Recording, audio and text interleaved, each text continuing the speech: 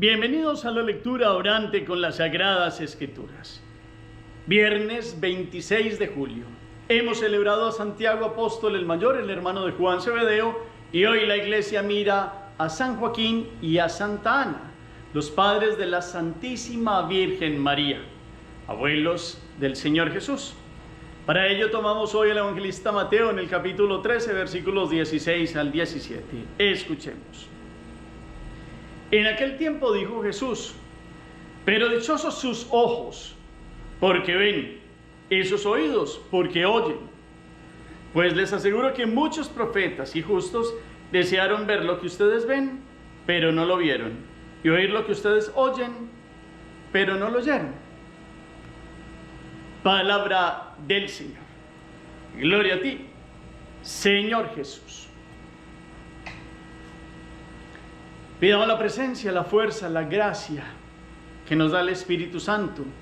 Joaquín y Ana, San Joaquín y Santa Ana, eran llenos de la presencia de Dios. Todavía no se había derramado el Espíritu como cuando vendrían a recibirlos en el bautismo después de la muerte del Señor, pero sí eran de aquellos hebreos, israelitas fieles, que vivían en presencia de Dios, llenos de su gracia, favor y bendición. Entonces hoy los invito a que vuelvan a hacer la lectura varias veces, como siempre. Las palabras, los ojos se posan en las palabras, el corazón reposa en el sentido más profundo del texto.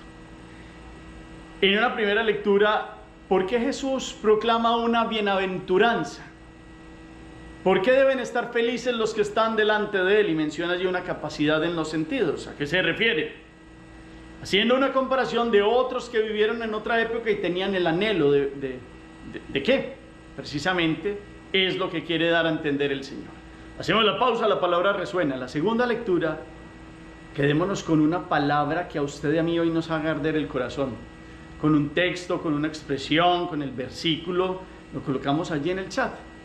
Y la tercera lectura, como siempre, es una síntesis para pasar a la meditación. En este día la iglesia mira a los padres de la Santísima Virgen María, que ya desde el siglo II hay una tradición antigua del homenaje que se hace, y después con los siglos van teniendo fuerza el hombre y la mujer que en un casto y bello matrimonio han sido los padres de la Santísima Virgen María. En años anteriores les he contado que Joaquín y Ana, que vivían en Nazaret, Joaquín era descendiente de David también, como lo era San José, y Ana era descendiente de Aarón el sacerdote. Porque ustedes pueden leer que Isabel, la esposa de Zacarías, es de la tribu de los descendientes de Aarón y era prima de la Santísima Virgen María. Entonces, en algún momento, ya entrados en años, como pasó también con los padres del Bautista, Ana tenía el anhelo de tener un hijo y no había podido todavía. Y su esposo Joaquín, que conocía los anhelos más profundos de su corazón, veía ella cómo oraba. Y en algún momento que iban a salir para las fiestas de los tabernáculos, que en Israel se han celebrado más o menos en nuestro calendario occidental en la época de octubre, salieron en caravana para una de las fiestas importantes que ellos celebraban y dormían en cabañitas para ir al templo, como cuando llegaron de Egipto, que vivieron en tiendas. Y entonces Joaquín le había expresado a su esposa Ana que a ella le iba a pasar, él creía, tenía la esperanza cierta de que ella le iba a pasar como Ana del Caná. ¿Se acuerdan ustedes la madre del profeta Samuel? Pues en el libro de Samuel se nos narra cómo esta Ana no podía tener hijos y su esposo tenía otra esposa que sí le había dado hijos. Y ella fue al santuario y le oró al Señor y Dios la bendijo. Y ella prometió, Ana del Caná, que si tenía un hijo lo consagraría totalmente al templo. Y después termina llevándolo donde el sacerdote Elí y allí le dice que lo va a consagrar al templo. Y es muy bonito porque después vemos un pasaje donde el niño se levanta y le dice al sacerdote que sí, él lo ha llamado por el nombre y él le dice que no, y se da cuenta después del sacerdote y a la tercera vez le dice: habla, Señor, que tu siervo escucha. Ese es el pasaje de un profeta Samuel, de una madre estéril, Pues resulta que Ana le ha pasado lo que le pasó a Ana del Caná, la madre del profeta, porque ella sintió en su corazón que Dios había escuchado su plegaria en esta fiesta de los tabernáculos, y cuando regresó a su casa, pasado un mes y algo, ella sabe de la alegría de que en ella hay un ser, y ese ser es como una estrella. Y piensa en los nombres. Primero, mientras le cuenta al marido, hace todo un canto y toda una poesía bellísima de cómo le va a decir al esposo, y viene toda una alegría, y entonces se entera el esposo, y después viene el nacimiento de la Santísima Virgen María. Pero es una promesa hecha a Dios, ellos, padres entrados en años, que cuando cumpliera 3 años, como lo dice también la tradición, sería llevada a vivir con unas doncellas, niñas que vivían en el templo, cerca del templo, y allí tenían unas maestras que las cuidaban. Y a los 3 años ellos hacen el ofrecimiento de su vida. Ustedes han escuchado hablar de las primicias, cuando alguien da de la primera venta, de las primeras crías, eso es del Antiguo Testamento, como un agradecimiento a Dios, da algo, lo primero que tiene. Pues ellos hoy, y ese es el hilo conductor de esta meditación, dan a su hija única, esperada, para que se formara en el templo como una de aquellas doncellas que alabarían a Dios, allí con unas maestras que las acompañarían, y allí estuvo la Santísima Virgen María desde los 3 años hasta los 15 años, porque sus padres, después ya entrados en años, se enfermó Joaquín en Nazaret, se enfermó Ana, después murieron, y se la recomendaron a su prima Isabel, que vivía lejos, porque ellos, María y José, después vivieron en el norte en Nazaret, y Zacarías e Isabel vivían cerca de Jerusalén en el sur. Pero así todo, Isabel estuvo muy pendiente de cómo era el crecimiento de la Santísima Virgen María, porque mientras ella estuvo en el templo, pues el esposo Zacarías miraba cómo iba la niña y creciendo allí en sabiduría, también en gracia, y en ser la flor más bella del templo. Pero es que viene de 2 santos muy grandes. Se quitaron, digámoslo así, la vida de su pequeña para que viviera en presencia de Dios. Y esa ruptura, o esa ofrenda, para ellos ha significado la alegría más grande. Y con ello se cumple este evangelio. Entonces entramos a pensar.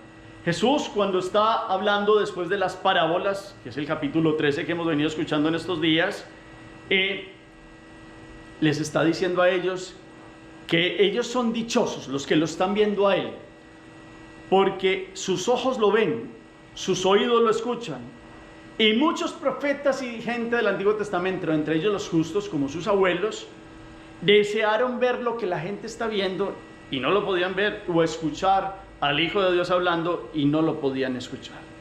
Es decir, la bendición tan grande de aquellos que teniendo a Dios en persona, y muchos no lo reconocieron, y otros que hubieran querido estar porque creían firmemente en la venida del Mesías, no en ese Mesías glorioso, sino verdaderamente el Mesías, Dios misericordioso, compasivo, aquel que vino a redimir al mundo entero.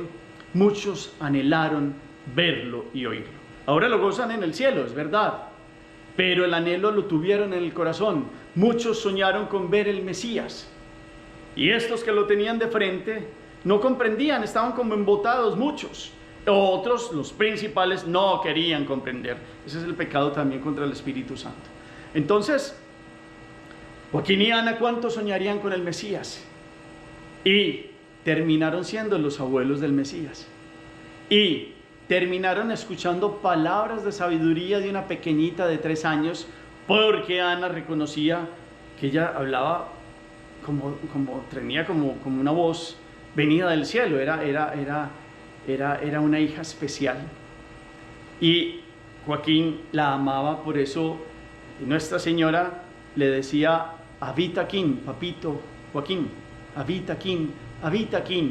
Cuando la dejaron en la presentación del templo, que la dejaron allí, ella se despedía: habita aquí, y se despedía de la mamita Ana, con alegría, porque ella inmaculada en su concepción, celebración dogma que celebramos el 8 de diciembre. Les decía yo a ustedes que Nuestra Señora fue una petición de octubre en una fiesta del templo, y después vuelven a Nazaret, y el 8 de diciembre fácilmente puede ser uno de los días, aunque es una fiesta que la iglesia ha puesto después en ese día, pero es muy válido mirar que aquella que ha sido inmaculada en su concepción y vivió 3 años en la presencia de estos padres que se derretían de amor por ella, eran los justos que anhelaban ver a Dios y vieron a la Madre de Dios. Después lo comprendieron cuando fueron aquellos que estaban esperando a que el Mesías abriera el cielo para entrar con él, y todos los patriarcas y profetas del Antiguo Testamento que estaban esperando que se pudiera entrar a la presencia de Dios y que pudieran vivir el cielo. Pues ellos gozan ahora eternamente del Verbo de Dios, Dios en persona, que humanamente hablando es su nieto, Jesús, y que la Madre de Dios ha sido nada más ni nada menos fruto del amor de 2 castos, Joaquín y de Ana, que han visto a esta pequeñita María y la han consagrado como la primicia de su amor y de este amor anhelante de tener una pequeñita. Y esta pequeñita, que el anhelo de estos 2 padres bellos, pues vino a ser la pequeñita del corazón de Dios, que se convertiría después en la madre, en la hija predilecta del Padre y en la llena del Espíritu. Entonces, ellos, sin ver a Jesús, se alegraron en el nacimiento de su hija, querer lo que Dios quiere. Y si uno aprende a unir este querer nuestro, yo quiero vivir en tu presencia, y lo mostramos con hechos contundentes, pues vamos en el camino correcto. ¿Cuántos de ustedes y yo entonces hoy le pedimos a ella que podamos caminar en dirección hacia Dios? Que podamos escuchar este ser de la familia de Dios. Esos son mi hermano, mi hermana y mi madre. Queremos ser hijos del Padre, hermanos de Jesucristo, en una opción de vida por Él. ¿Cómo estamos viviendo? Queremos ser de esta familia de Dios, de la mejor familia, de los hijos que se esfuerzan por vivir en la plenitud del querer divino. Hagamos oración. Bendito sea, Señor, por esta enseñanza, por esta palabra que nos traes en este día. Queremos hoy, de la mano de tu Madre Santísima, pertenecer a tu familia. Queremos vivir el bautismo y ser hijos en el Hijo. Queremos ser templos del Espíritu, que Él nos inunde con su presencia y su amor. Queremos verdaderamente ser hermano, hermana, pariente tuyo. No como los que te rechazan, dicen una cosa de boca y te rechazan con su actuar, sino los que verdaderamente viven en el querer de Dios. Queremos tener este radical confianza y conocimiento de tu santa y perfecta voluntad, y nunca jamás volver a mirar atrás. Amén. Propósito, acción que les deja esta palabra: cada uno evalúe su corazón, si verdaderamente el día a día de nosotros lo podemos confrontar con el querer de Dios y nos permite estar en su presencia. Y alguien dirá, ¿cuál es la voluntad de Dios? Pues la voluntad de Dios se aprende en la máxima oración, que es la Eucaristía, en la oración cotidiana, en la vida del amor y del servicio, en la lectura de la palabra. El Espíritu Santo nos va indicando cómo pensar, cómo decidir, respetando nuestra libertad, porque Dios no creó robots, Dios creó hijos libres. Pero estos hijos libres, cuando comprenden la luz de Dios, quieren acercarse a su presencia y caminar siempre invitándolo a que sean los criterios de Él y no nuestro egoísmo ni nuestros propios criterios, a que sea la voluntad de Él y no nuestra propia voluntad, porque la caída del hombre fue que el corazón del hombre se separó de Dios y prefirió su propia voluntad a el querer perfecto del Padre. Entonces ustedes y yo, ¿cómo vivir esta palabra? Y les doy gracias por el eco que nos coloquen ahí al final del chat. El Señor esté con ustedes, y la bendición de Dios Todopoderoso, Padre, Hijo y Espíritu Santo, descienda sobre ustedes y los acompañe siempre. Podemos seguir en paz Demos gracias a Dios. Feliz día para todos.